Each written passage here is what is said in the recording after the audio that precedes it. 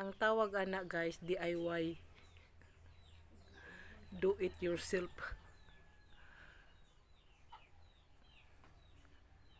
Oh. May nilang taong magwapa ng inahana, byuda na biyan eh.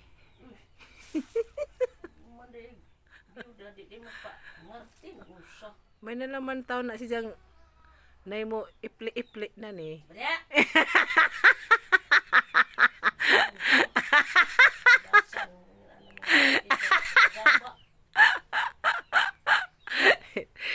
Tanaw gani. Naning kamot siya guys, so ning kamot siya ang pagwapa jud. Antos siya likit-likit. Ginan ako siya ako nalay mo likit kay master ko mo na yung trabaho sa Manila, master ko. Master cutter. Oh, tuyo ko. Di ba ka mao ana? Oh, silita ra ka mao ana.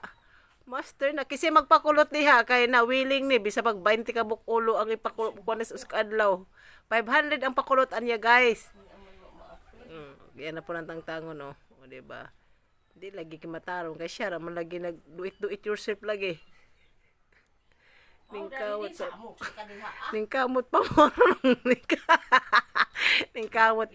Ningkamot pagpabay, ningkamot.